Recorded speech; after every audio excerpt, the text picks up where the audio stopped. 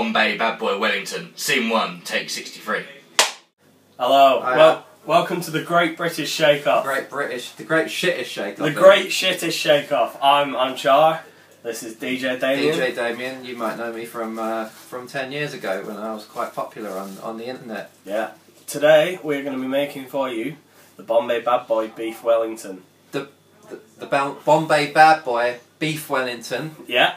This is a fine dish. It originated in Norwich in the early 15th century, named for the Earl of Wellington, who was on his way up to ransack Newcastle and stopped off with his men in Norwich.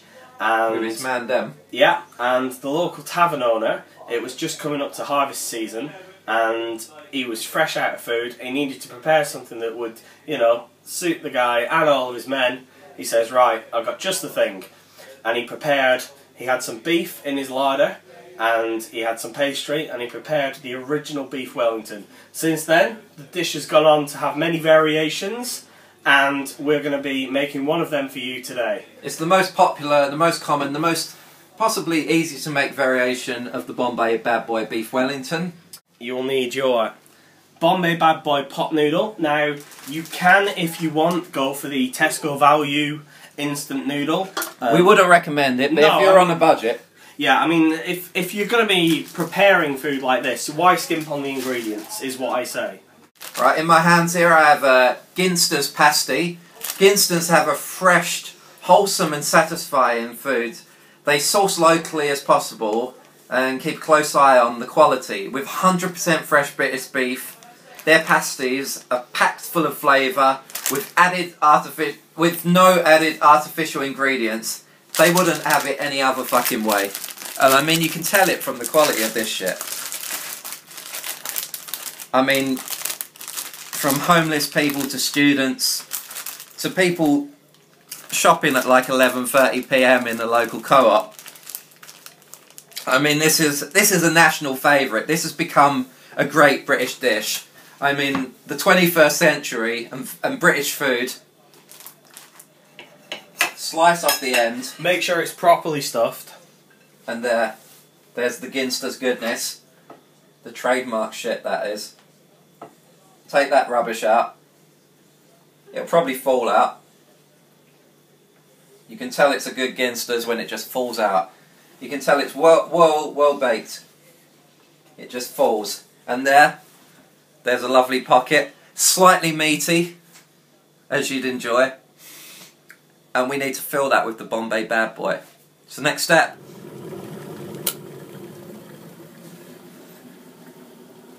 Now then, of course, an essential part of any Bad Boy Wellington is your Bombay Bad Boy pot noodle. Now, this is one ingredient that you really can't afford to skimp on. I wouldn't recommend anything else. Possibly a chicken and mushroom one if you hate your taste buds. So, let's get this prepared.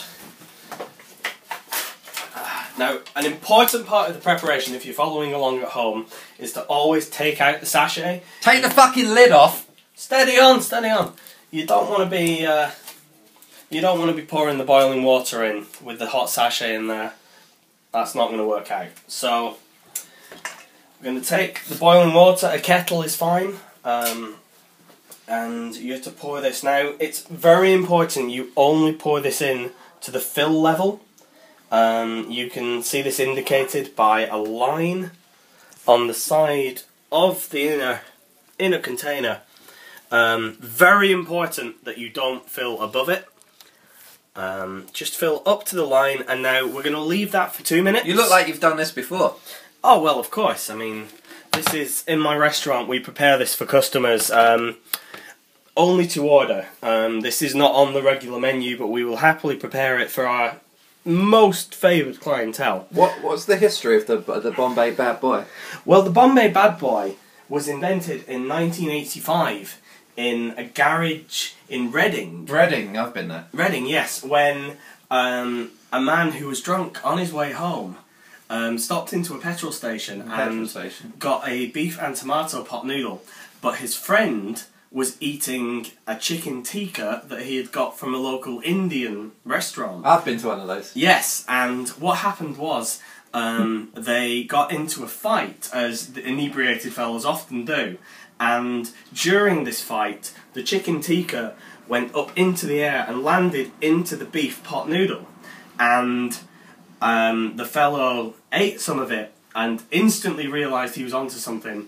So he wrote to the Golden Wonder Pot Noodle Company with his idea. They immediately hired him as the VP of Engineering, and his first product was the Bombay Pot Noodle. So that is quite fascinating. So if that chain of events didn't happen, then we wouldn't have the Bombay Bad Boy Pot Noodle. It's a significant development in culinary food. Now, I know there's a stereotype out there, particularly Americans think that British food is bland and tasteless. Now, maybe 30, 40 years ago, this was a justified assertion. Totally not anymore, though. No, with the Bombay Bad Boy Wellington, the British culinary scene has been transformed. Heston Blumenthal has served a variation of this. In the Fat Duck? Yes, he uses fresh Cornish pastry, airlifted in from Cornwall, and the filling is conceptual. It does not actually exist.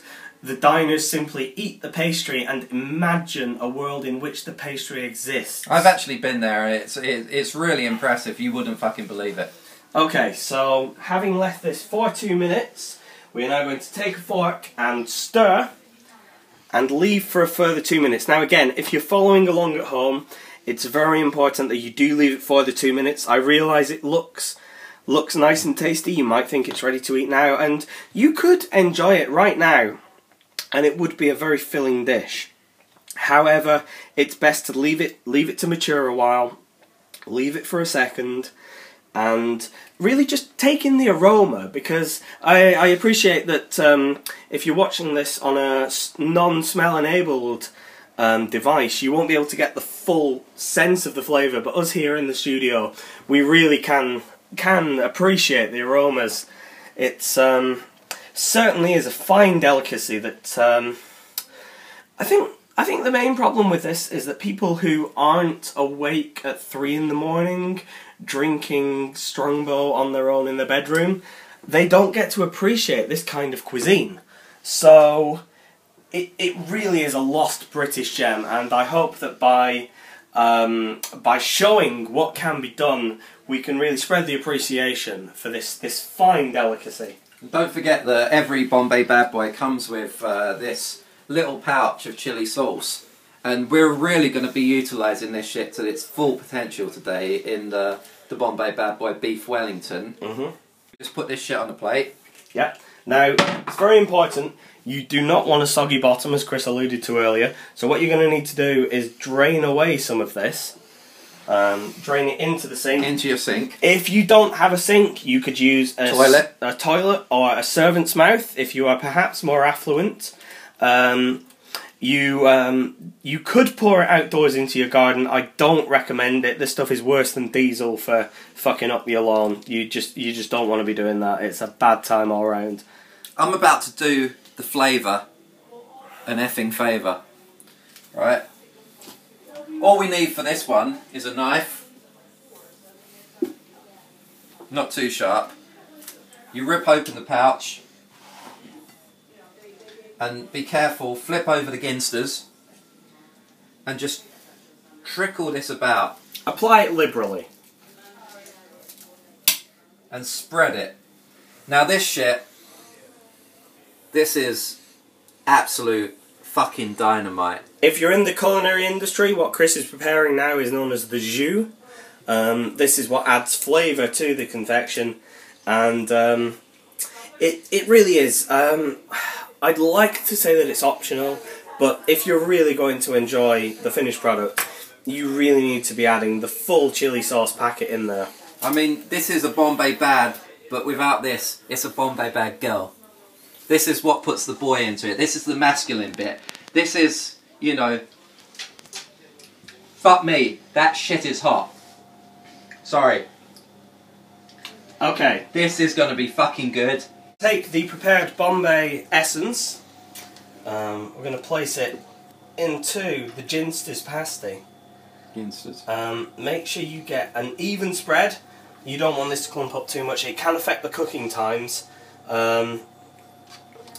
So yeah, you want to make sure that it's covering the pasty, and you want to make sure that it's substantial, but you don't want to drown the pastry, because the essence of a Wellington really is the pastry, and if you end up with too much filling, the pastry can be drowned, and it's a real shame when this happens. So we're just going to close that up now. Whoop, whoop, whoop. Slowly. I apologise. We'll just show how to do it. So we're going to close this up now. Just tip it over, fold it around the filling there, and just close it. Just close it. Now I'm going to press slightly around the edges. Around the edges to make sure it's keeping all of the innards inside where they should be, being innards. And excellent.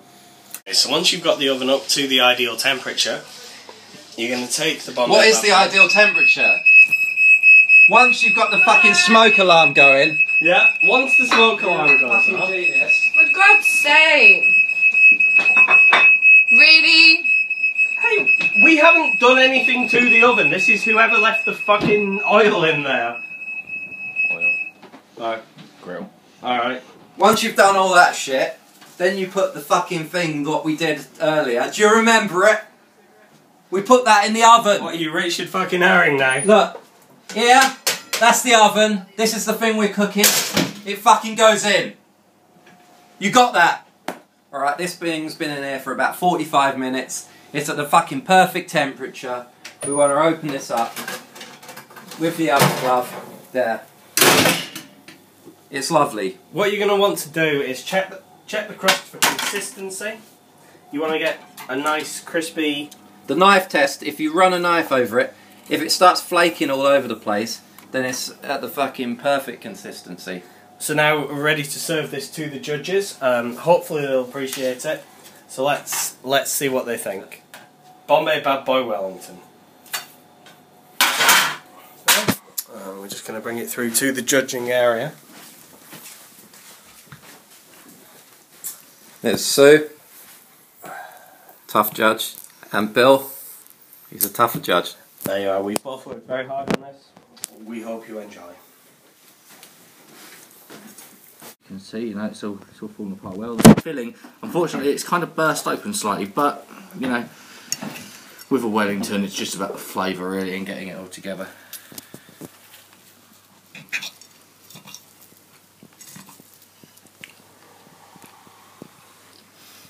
That's just wrong.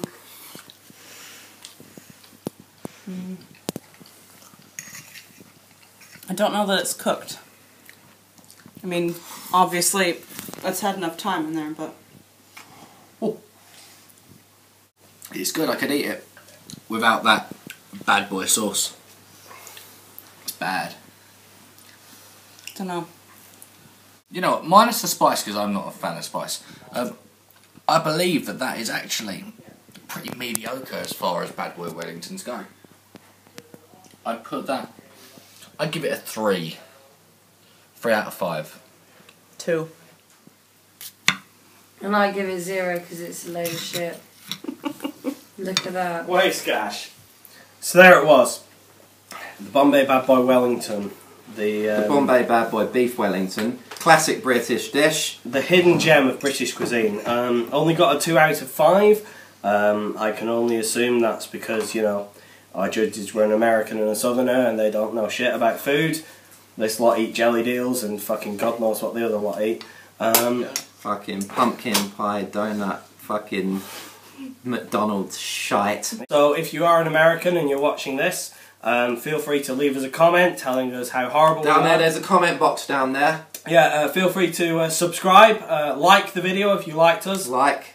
Yeah, do that shit because we care a lot about those things. We'll be coming back. We'll do a jelly deal apple pie. Yeah, a jelly deal apple pie. And it's a McDonald's apple pie, obviously. Yeah, so that's going to happen. So, yeah, feel free to leave us a comment. Tell us what horrible people we are. If you're American, feel free to ramble whatever inane bullshit you would like to shit up YouTube comments with.